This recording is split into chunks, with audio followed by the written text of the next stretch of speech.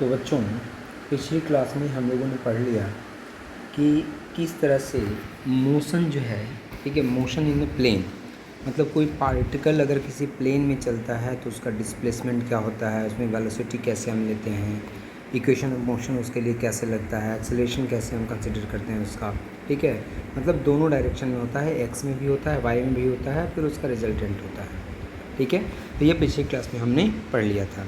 Now आज हम start कर रहे हैं बच्चों projectile. This is very very important. Projectile क्या है? Projectile an object thrown with initial velocity and which is then allowed to move under action of gravity alone is called projectile।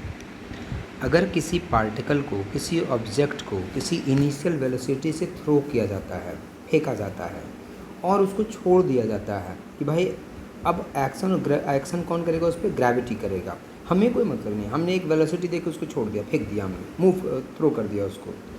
उसके बाद अगर ग्रेविटी का एक्शन उस पर हो रहा है तो इस तरह के जो मोशन होते हैं, this is known as a projectile motion.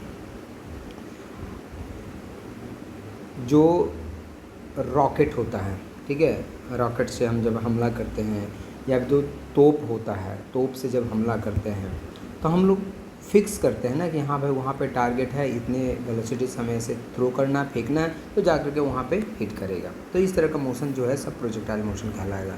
जैसे आम का बगीचा है, आम तोड़ना है आपको, हम एक ईंट लेते हैं, उस ईंट से हम क्या करते हैं, उस आम पे हम थ्रो करते हैं उस ईंट से, तो जा कर के आम टूटता है, तो ये भी प्रोजेक्टाइल मोशन है, ठीक है। तो an object thrown with initial velocity and which is then allowed to move under the action of gravity alone is called projectile। the path followed, अब इसमें जो path followed होता है by a projectile during its flight is called trajectory। very very important, trajectory पूछा जाता है कई बार। what is trajectory? trajectory क्या होता है? तो जो path followed होता है, ठीक है, what is trajectory? the path followed by a projectile during its flight, मतलब during its motion is called trajectory, उसको हम ट्रेजेक्ट्री बोलते हैं। अब जैसे मान लिया जाए क्या है प्रोजेक्टाइल, जैसे अब एक बॉल है, एक बॉल को हमने यहाँ से थ्रो कर दिया, ठीक है, एक इनिशियल वेलोसिटी दे करके हमने थ्रो कर दिया, तो बॉल क्या होगा, बॉल ऐसे जा रहा है, लेकिन अब क्या लगेगा, एक्शन ड्यू टू ग्रेविटी लगेगा, ये चला जाता ऊपर, अगर एक्शन ऑफ ग्रेविटी नहीं लगता, लेकिन वो क्या होगा, इस तरह से पाथ में जाएगा। क्यों? क्योंकि एक्शन ड्यू टू ग्रेविटी उसको नीचे लेके आएगा और इस तरह से पाथ इस तरह से बनता है प्रोजेक्टाइल में। ये अभी हम देखेंगे, दो तरह के प्रोजेक्टाइल हम पढ़ेंगे, एक हॉरिजॉन्टल प्रोजेक्शन, एक ऑब्लिक प्रोजेक्शन, तो दोनों में अलग अलग हम देखेंगे। अब सबसे पहले हम यहाँ पे पढ़ रहे हैं horizontal projection of a projectile.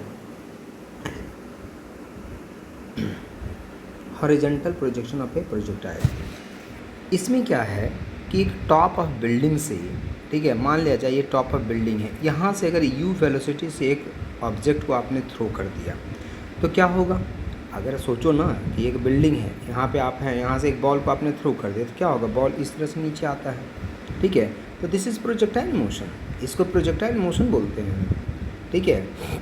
And this is known as a horizontal projection of a projectile.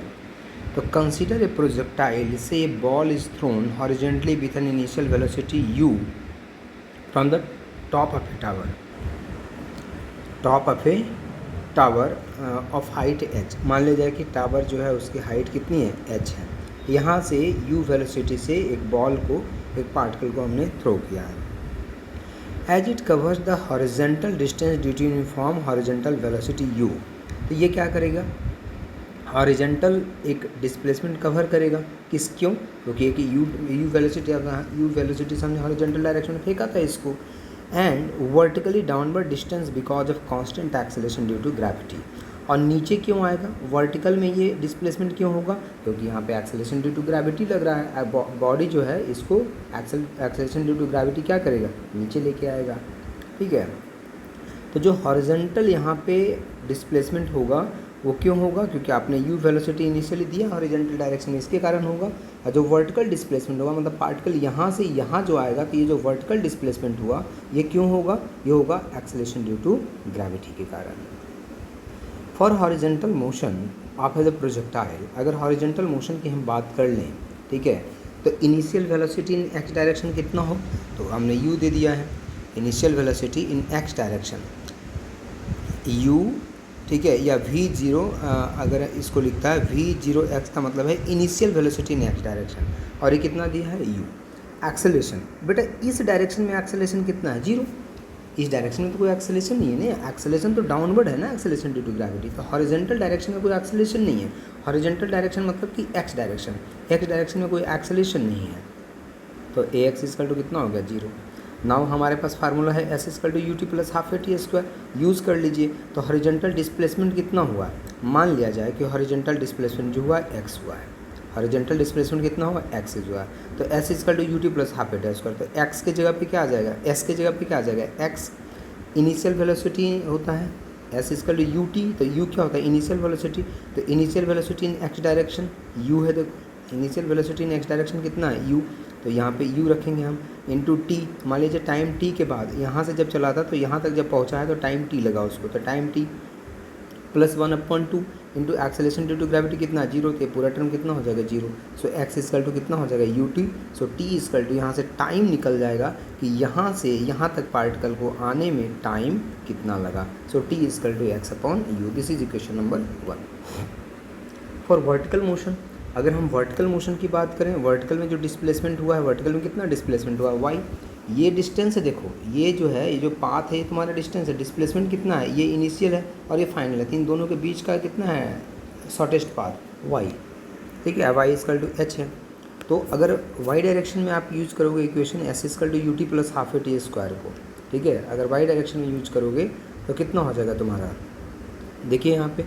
तो सबसे पहले तो initial velocity in y direction, तो वाई डायरेक्शन में कोई वेलोसिटी ही नहीं है, क्योंकि जो भी वेलोसिटी था एक्स डायरेक्शन में था, वाई डायरेक्शन में कोई वेलोसिटी नहीं है, मतलब वाई डायरेक्शन में वेलोसिटी कितनी है 0। लेकिन एक्सेलरेशन ड्यू टू ग्रेविटी है वाई डायरेक्शन में, एक्सेलरेशन ड्यू टू ग्रेविटी है, एक्स डायरेक्शन में एक्सेलरेशन नहीं था लेकिन वाई डायरेक्शन में क्या है एक्सेलरेशन है, ठीक है। So acceleration due to gravity कितना हो गया -g। अब सुनो मेरी बात, अपर डायरेक्शन को हमने पॉजिटिव लिया है, अपर डायरेक्शन को हम क्या लेते हैं, जनरली हम पॉजिटिव लेते हैं अपर डायरेक्शन को। तो अगर अपर को आपने, ये हमारे लिए पॉजिटिव एक्स है अगर, तो डाउनवर्ड डायरेक्शन में जो भी होगा सब नेगेटिव होगा, तो एक्सेलरेशन ड्यू टू डाउनवर्ड है, तो क्या हो गया -g हो गया। तो हमारे पास इक्वेशन फिर से s equal to u t plus half a t square, ठीक है। तो y के लिए, y डायरेक्शन के लिए लगाओगे तो y इक्वल टू u0y, मतलब initial velocity in y direction into time t plus 1/2 acceleration in y direction into T square. So y की वैल्यू कितनी है, अच्छा तो ये डिस्प्लेसमेंट कहाँ से लेंगे, ऊपर से नीचे आ रहा है, हमने ऊपर को अपवर्ड को पॉजिटिव ले रखा है, तो ऊपर से नीचे आया मतलब कि नेगेटिव हो गया, तो -y हो गया इक्वल टू, ये initial velocity in x direction 0 है, वाई डायरेक्शन 0 है, तो ये वैल्यू 0 होगी, तो टोटल वैल्यू 0 हो गया, प्लस 1/2 ay, तो ay की वैल्यू कितनी है -g पुट कीजिए यहाँ पे, तो -g पुट करोगे तो कितना हो जाएगा -gt square. So -y equal to -1/2 gt square, minus minus कितना हो गया plus, so y equal to 1/2 gt square. So this is equation number 1, this is equation number 2। From 1 and 2 देखो जरा ध्यान से, टाइम की वैल्यू हमने निकाल रखी है यहाँ पे, तो इस टाइम की वैल्यू यहाँ पे पुट कर दो, तो y equal to 1/2 g into t की वैल्यू x/u का होल स्क्वायर यहाँ पे पुट कर दिया, तो x² square. So y equal to कितना हो गया g/2u square, g/2u square into x square.